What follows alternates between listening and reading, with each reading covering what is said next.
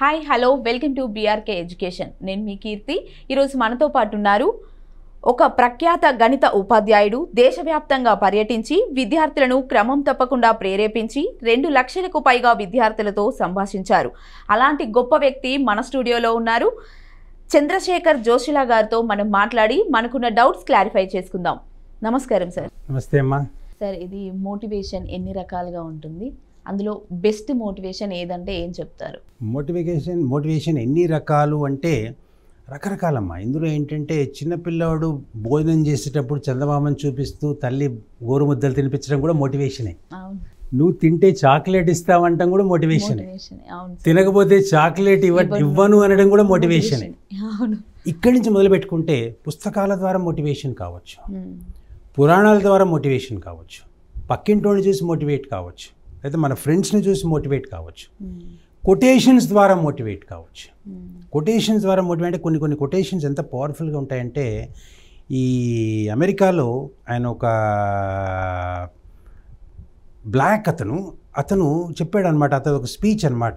ఆయన పేరు సరిగ్గా గుర్తుకు రావట్లేదు.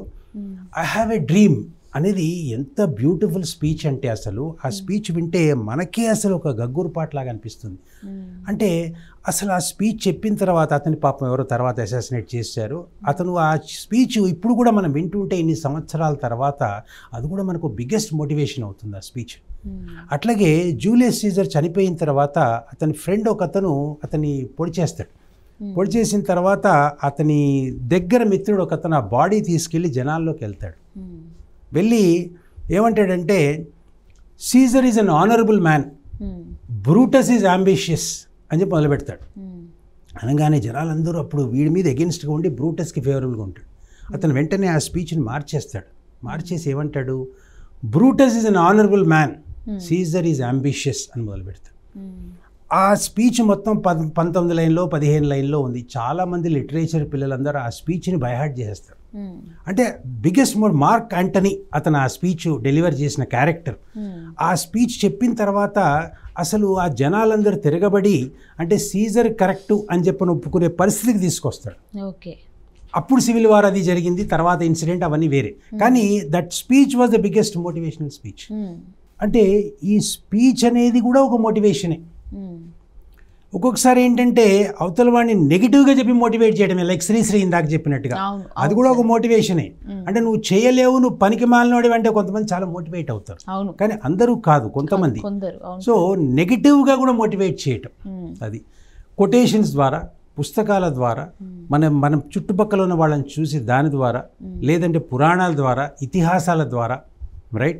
అట్లాగే ఏదన్నా ఒక పెద్ద ఇన్సిడెంట్ ద్వారా అంటే మనం పక్కన ఎక్కడో చూస్తూ ఉంటాం, ఒక పెద్ద ఇన్సిడెంట్ జరుగుతూ ఉంటుంది.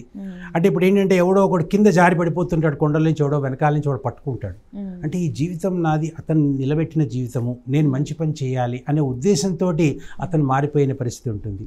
అంటే ఒక పెద్ద దుర్ఘటన జరగటం ఆగిన తర్వాత కూడా జనాలు మారిపోతూ ఉంటారు. కొంతమంది బాగా డబ్బులు సంపాదించిన తర్వాత వాడు అనారోగ్యానికి పాలై, నేను రాక్ ఫెల్లర్ గురించి చదువుతున్న, ఎవరో ఇంటర్నెట్లో ఎవరో ఫార్వర్డ్ చేశారు, అది ఎంతవరకు నిజమో నాకు తెలియదు. అతను 55 సంవత్సరాలు వచ్చేసరికి అతను సిక్ అయిపోయి మొత్తం టోటల్గా డల్ అయిపోయాడు. ఆ తర్వాత అతనున్న ఆస్తిలో నుంచి ఫౌండేషన్ ఒకటి పెట్టుకుని అందరికీ దానాలు అవి చేయటం మొదలుపెట్టాడు. ఆ తర్వాత అతను 98 ఏళ్ళు బతికాడని చెప్పి చెప్పుకుంటారు. అంటే ఏంటి, ఒక మంచి కార్యం ద్వారా కూడా మోటివేషనే. అంటే ఏంటి, ఏదైనా ఒక మంచి పని చేస్తుంటే ఆ మంచి పని నలుగురికి హెల్ప్ అవుతుంది అనే ఉద్దేశంతో కూడా మోటివేషన్ ముందుకెళ్తుంది.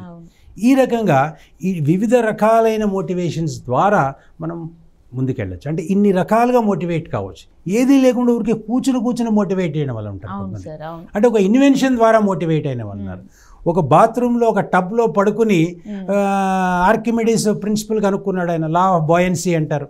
అది కూడా అతను ఏంటి పడుకుని కనుక్కున్నాడు. ఆయన లోపల మైండ్లో అతనికి ఒక థాట్, నిద్రపోతూ కలలో ఒక స్ట్రక్చర్ కెక్కులే అని చెప్పని ఒక బెంజిన్ స్ట్రక్చర్ కనుక్కున్నాడు. ఇవన్నీ కూడా ఏంటి, వాళ్ళు ఆలోచిస్తూ వచ్చిన ఆలోచన, నిద్రపోతూ వచ్చిన ఆలోచన. అంటే ఏంటి, మోటివేషన్కి ఒక పర్టికులర్ రీజన్ ఏం లేదు. అంటే ఇన్ని రకాలుగా మోటివేట్ కావచ్చు. అట్లాగే అన్ని రకాలుగా డిమోటివేట్ కూడా కావచ్చు. అవును సార్. ఈ చెప్పింది జరుగుతుంది అంటే ఎవరు చెప్తారు, ఒక 100 బిందెలు దేవుడి మీద పోస్తే నీకేదో మంచి జరుగుతుందని చెప్తాడు. వాడు 99 బిందెలు పోసి ఈ 99 పోసారు నాకేం రాలేదు, 100 పోస్తే వస్తుంది అక్కడ పడేసి వెళ్ళిపోయాడు. అంటే చివరి వరకు ఆఖరి ఓటు లెక్క పెట్టే వరకు ఓటమి ఒప్పుకోవద్దంట. చివరకు ఫైట్ చేయి, యూ విల్ బీ సక్సెస్ఫుల్. అది ఏది బెస్ట్ మోటివేషన్ అంటేనమ్మా, జనరల్గా ఎట్లుంటుందంటే మనంతటా మనం మోటివేట్ కావటమే బెస్ట్ మోటివేషన్. అంటే ఏదైనా కూడా ఏంటంటే ఇంకోళ్ళు మోటివేట్ చేసే దానికంటే కూడా ఇంకోళ్ళు మోటివేట్ చేస్తే కొన్ని రోజుల తర్వాత ఆ మోటివేషన్ పోతుంది. మనంతట మనం మోటివేట్ చేసుకుంటే, మనని మనం మోటివేట్ చేసుకుంటే, ఇంకో క్యారెక్టర్ మీద కాకుండా మనం ఎవరికి ఆదర్శంగా మనమే మనకు ఆదర్శం, నేను చేసి తీరుతాను, నాది ఈ టార్గెట్, ఈ పని చేస్తాను అని అనుకునే మోటివేషన్ బెస్ట్ మోటివేషన్.